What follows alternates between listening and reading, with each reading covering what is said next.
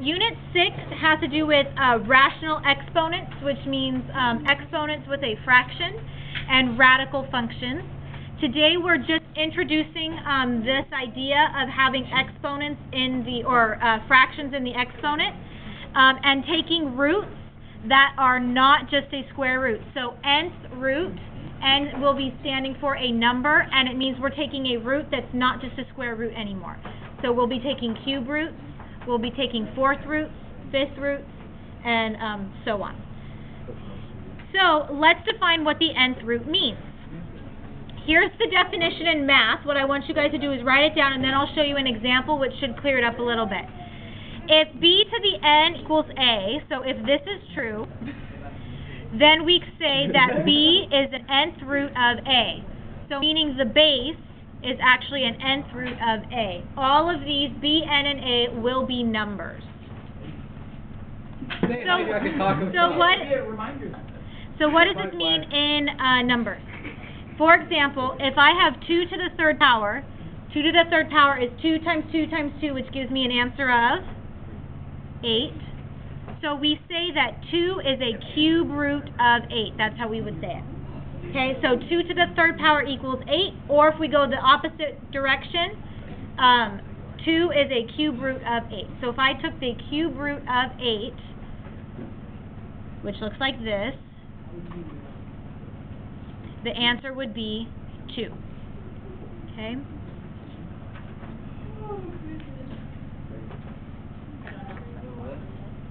You probably don't. It's okay. Okay, so let's identify a couple things. So what I want you guys to do is, in your notes, write kind of big, a to the 1 over n equals root with that little n with the a underneath. I just want you to write it first, and then we will label all of the different parts. So we actually have 2 different types of notation that we're going to be working with. This one with the fraction and the exponent is called rational exponent notation. Okay, so, oh, that doesn't look very nice. This one with the exponent, that's a fraction, is called rational exponent notation.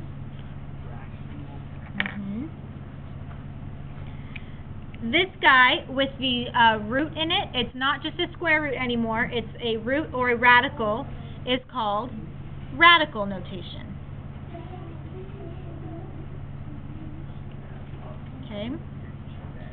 So we have rational exponent notation and radical notation.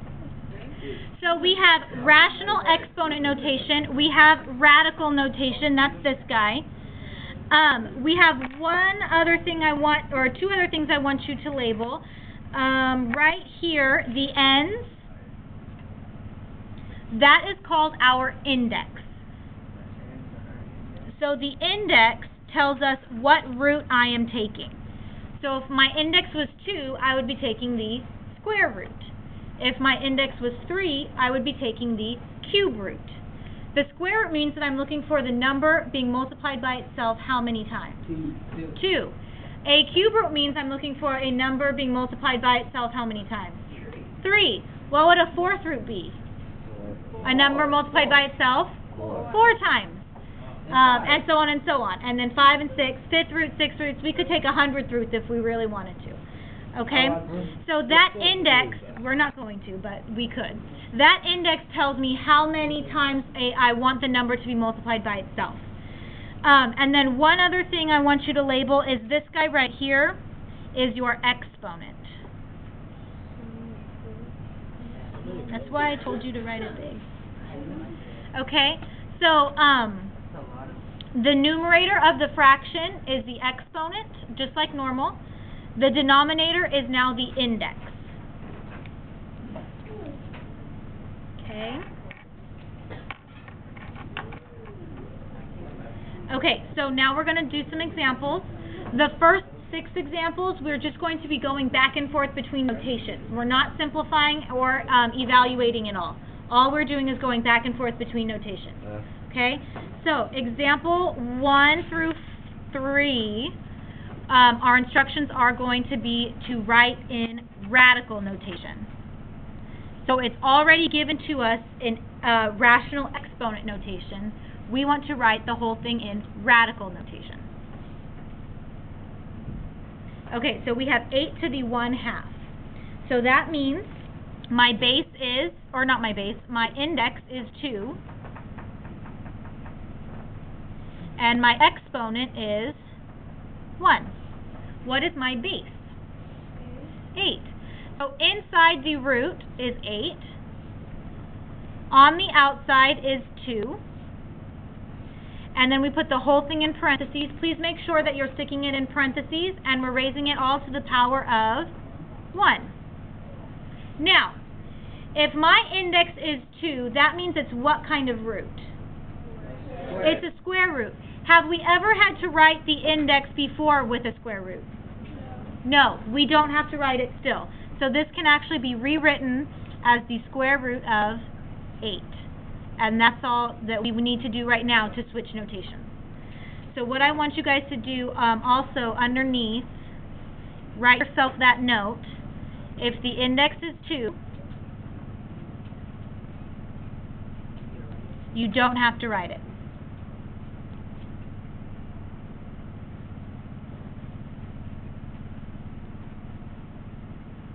Okay? So if your index is 2, you can go straight to a square root.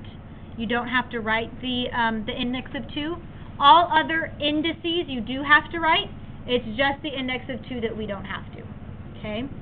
And then exponents of 1, we've never had to write those before, right? So we don't have to write them still.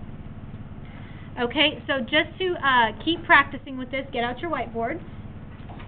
So example 2, back to your notes. We have 7 to the power of 1/3.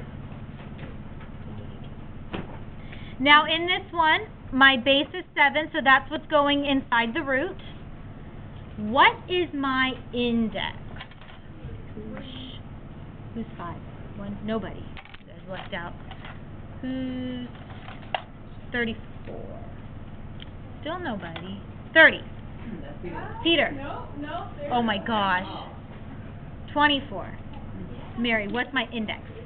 Yes, my index is 3. So this is the cube root of 7. All of that, everyone, what's my exponent? 1. Good. All of that to the first power. Now, we don't have to write an exponent of 1, so we can just rewrite this as the cube root of 7. And that's all we have to do right now to change notation.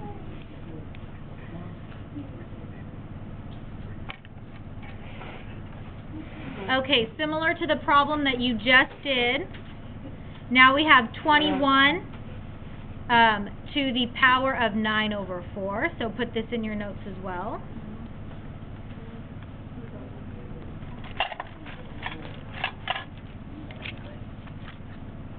It is a 9. Okay, so my base here is 21, so that's what's going inside of the radical. What is the index? Who is 26? Chelsea, what's the index? Yes, the index is 4. So that little 4 goes in front of the radical, or on top. And then what is my exponent? Who is, Peter, what number are you? 31. Oh, 29, so nobody's there. 15. Karina, what's my exponent? 9. Very good, 9. So going from rational exponent to radical notation, we would just rewrite it as the 4th root of 21 to the power of 9. How do you guys feel about this? Thumbs up, thumbs down, going back and forth. Thumbs up. This is all we're doing for right now.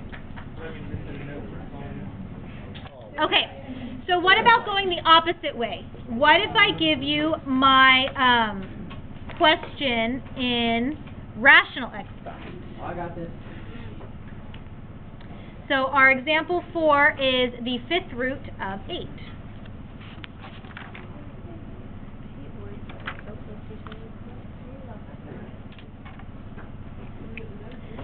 Okay, the fifth root of 8. This is now in radical form, or radical notation, and we want to write in rational exponents. So that means that I want to rewrite this as an exponent that's a fraction.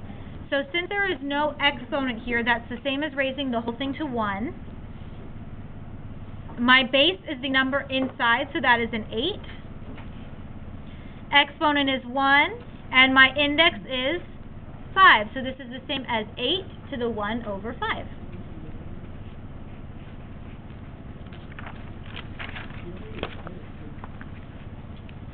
Still okay? Okay, example 5.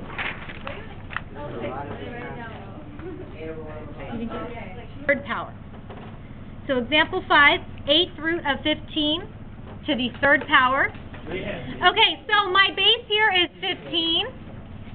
The exponent is 3, so that goes in the numerator. And the index is 8, so that is the denominator. So we have 15 to the 3 over 8. I have a question. Okay. The rest of the examples, we are not just going back and forth between notations, we are actually evaluating now. So how do I evaluate the expression?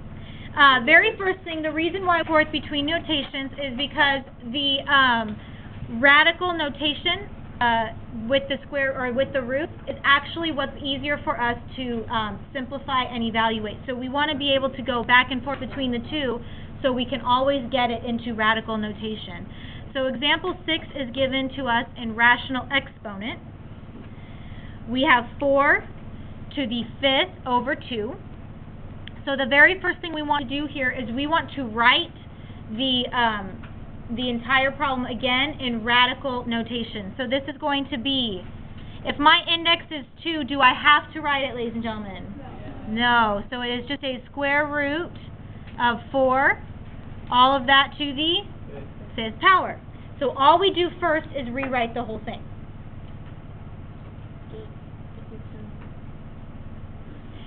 Now we can evaluate. So the reason why I want you to put the radicals inside parentheses is because according to order of operations, we do parentheses first. So what is the square root of 4? 2. So this is the same as 2 to the 5th power. And 2 to the 5th power is 2 times 2 times 2 times 2 times 2, which gives me 64. 32. I wouldn't too far. You got it? So example 7. 9 to the negative 1/2. Write this in your notes, please. Would that be imaginary?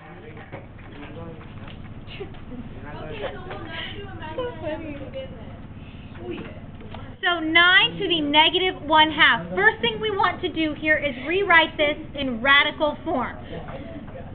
Okay, so what is my index, guys?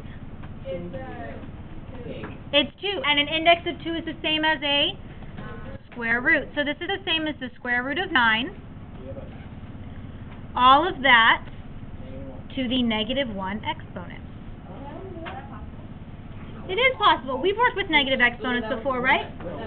Oh yeah, you have to put it under. You have to go. Right, but in order of operations, what do we have to do before exponents?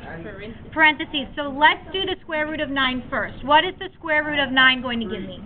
3. So this is 3 to the negative 1. Equals 1/3. And then what happens with a negative exponent? Remember, a negative exponent is like a big red flag that says, I'm not where I'm supposed to be. So where is he supposed to be? On the bottom. So that is going to be 1 over 3 to the first, or 1 over 3. Remember, we have to take the reciprocal. So back to our notes. We have example 8, negative 27, all of that to the power of 1/3. Okay, so before you guys start freaking out about the imaginary numbers, let's think about this. Let's rewrite it first. My index is 3, so this is the cube root of negative 27. I don't have to write the power of 1 because it's just the power of 1. Okay, so now, because it's unnecessary, thank you. Superfluous, right? It's irrelevant. Oh, big word. Big word. Dictionary. Okay, so let's think about this. If my index is 3, that means I'm looking for a number that when I multiply it by itself, how many times? 3. We're looking for a number that's being multiplied by itself 3 times to give me an answer of negative 27. Do you think that is allowed? Yes. What I want you guys to do is think about it. Don't say it out loud. Because let's think about it. Negative 3 times negative 3 times negative 3 gives me negative 27. So what would be the cube root of negative 27? Negative 3. Okay, so Elena makes a good question. I thought you can't take the square root of a negative. You are right. But are we taking the square root? No. Taking the cube. We're taking the cube root. So, new rule. Ooh. Okay, write this new rule. If the index is an odd number, the inside can be negative.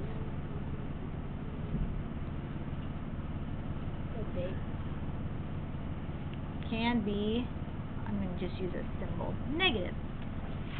So if I'm taking the cube root, the 5th root, the 7th root, or the 101st root, my inside or my base can be negative. Because when I'm multiplying a negative an odd number of times, my answer still comes out negative. So with that in mind, on your whiteboard, try the next problem. Alright, so example 9, we have the cube root of negative 216. Would that equal 8? So this is a big number. And in the previous period, in period 4, we couldn't figure out right away what times itself 3 times is going to give me negative 216. First of all, if my index is 3, can I have a negative inside? Yeah. So let's see if we can use a factor tree and try and figure it out. So 216, what are 2 factors? Okay, keep it yourself. Yeah, keep it yourself. 2 and 108. How can I break down 108? 2 and 50, 2 and 54. And 54 is? 9 and 6. 9 and 6. 9 is 3 and 3. And 6 is 2 and 3. So let's look at it. How many 2's do I have? 1, 2, 3. 2 sets of what? Two sets of things that make 3. 2 sets of things that make 3. Oh, she's saying I have 3 3's and 3 2's. 2 sets of triplets. Okay, but that will still give me 3 2's and 3 3's, right? Okay, let's think about it. Think about it, guys. If I have 2 sets of 3 and 2 sets of 2, that also gives me 2 sets of what? Or 3 sets of 6. So this is the same as the cube root of negative 6 cubed. So what would my answer come out to? Negative 6. So if you have big numbers, make a tree and try and separate it. Well, think about it. I have 2, 2, and 2, right? And 3, 3, and 3. So could I pair each 2 with a 3 to get 6? So 6 to the 3rd gives me 216.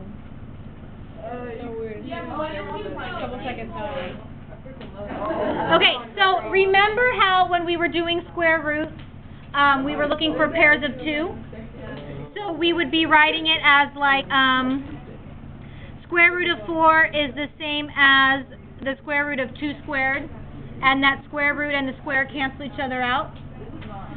That's what I'm doing here. Since it's a cube root, I'm looking for groups of 3, and so they cancel each other out. That's just a different notation. We could also rewrite this as the cube root of 2 to the 3rd times 3 to the 3rd, right? Now, inside is a negative, so one of them has to be negative, correct? Well, inside is a negative 2/16. Example 10. I was just showing you how to do it with a big number. Okay, so we have the fifth root of 32, all of that to the negative fourth power. That is a power of negative 4. So just make sure that you write that in your notes. Okay, so this is the fifth root of 32 to the negative fourth power. And this the one, this chicken? 3134. So first thing I'm doing is I have to do inside the parentheses, which means I need to figure out what times itself 5 times gives me 32. What times itself 5 times will give me 32? 2. So this is 2 to the negative fourth power. What does a negative power mean? You have to move it down. So this is the same as 2 over 1. So we have to move 2 to the negative fourth down, which means what is left on top? A 1 over 2 to the fourth. Now you guys can do this. What's 2 to the fourth? 15. 16.